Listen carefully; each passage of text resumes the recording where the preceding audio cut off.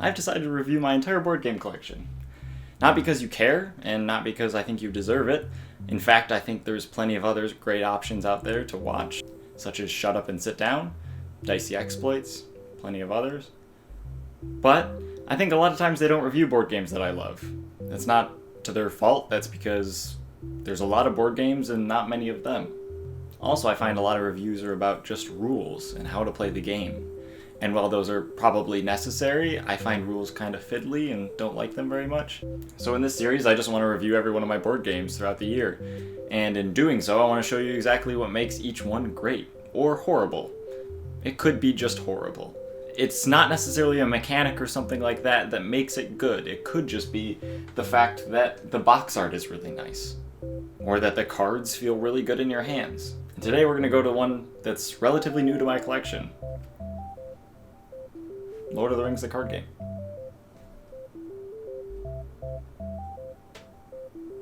The Lord of the Rings, the card game, and its wall of expansions at every game store, like skulls lined up along the wall of a catacombs, is a card game for 1 to 2 players. This is one of my favorite games of, I don't know when it came out, probably like 4 years ago. I'm very far behind. And the box comes packed with tons of...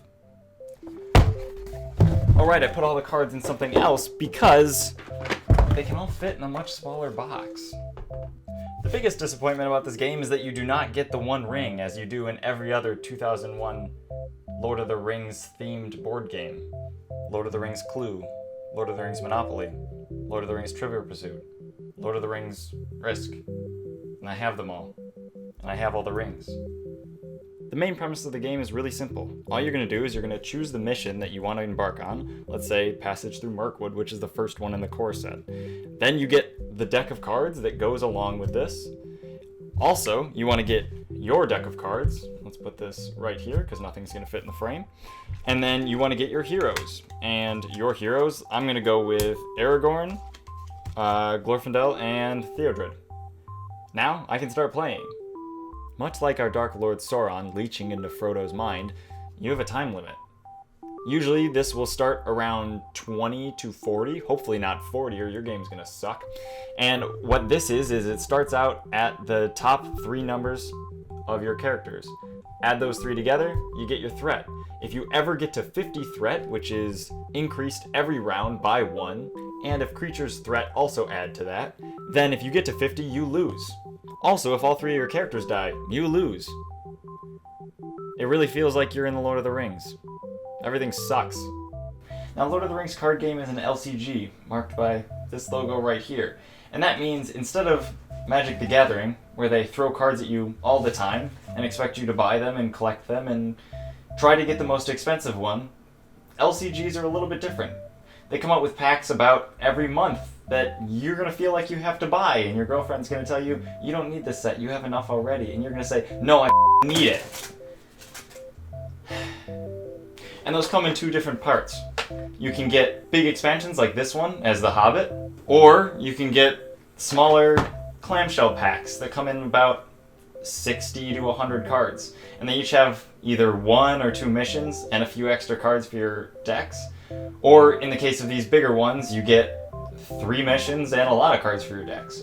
So the whole idea is that you don't have to buy cards all the time to try and make the best deck. But you're gonna want to. So the Lord of the Rings card game says it's 1 to 2 players, and sometimes I have a problem with that, because a lot of times it'll say 1 player, and then you just have to fake a dummy player that you're playing with, and you're just playing both roles. Kind of like in Pandemic, where you have to play 2 different people to play 1 player. The Lord of the Rings card game says 1 or 2 players, and I wanted to get a solo game for when my girlfriend doesn't want to play games, which is usually every day. I play this game alone all the time. In fact, I've only played it 2-player once. Unlike Arkham Horror, the card game, which also says it can be 1 to 2 players, I play this one 2-player. I just think it's a little bit easier and more fun reading things out loud to each other, whereas the Lord of the Rings, the card game, has more of a I'm on a mission type thing, get out of my way. I spent 5 minutes trying to find cards that would show you that while some cards fall flat, others are fantastic in art. But this one is the best I could find. This is the worst art I could find in this game. And it's pretty darn good. cards like this make you really feel like you're playing in the Lord of the Rings. They feel absolutely fantastic, even towards the nice little viney column on the side there. And this isn't we just traced over the Lord of the Rings the movie. Cards like this, where Aragorn has his luscious Fabio hair, are fantastic. They make you feel like you're in the Lord of the Rings books rather than just straight out of the movies. And these are things that really stand out to me. I was going through the Hobbit expansion and I came across this card. It's Goblin Miners, and it looks nothing like the goblins in Lord of the Rings. They didn't just take screenshots of the movie. They put a lot of work into this artwork, and it really shows. You want to get Thorin Oakenshield and his band of dwarves, Ori-Nori, and the rest of them together, and you want to go on a mission to kill the Dol Guldur Beastmaster because he ripped out a heart of something and is feeding it to dogs. These are the things that make this game great. And you might say that this guy just really likes the Lord of the Rings, and that's why he likes the game so much. And that might be true, but I know a lot of people that aren't really into Lord of the Rings, and that's why this is good for them, because it's something new. They're not looking at screenshots of the movie and trying to reenact exactly what happens, but based in Monopoly.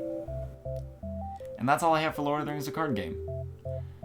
I wasn't really trying to teach you anything, or any rules or anything about that.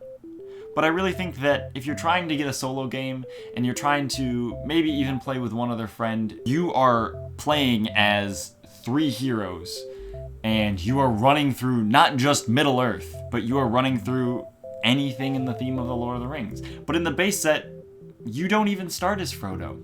He's not even in the base set. To get Bilbo, you have to get the Hobbit, and to get Frodo, I think you have to get Black Riders. And that's cooler.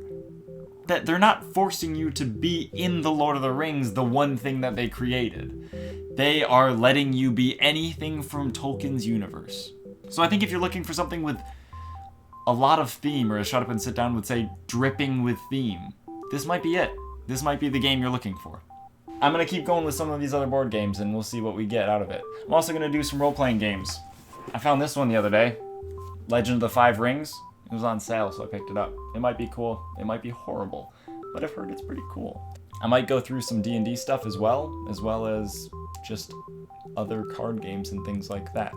I'm not sure. But thanks for watching. You have a good night. And play some games.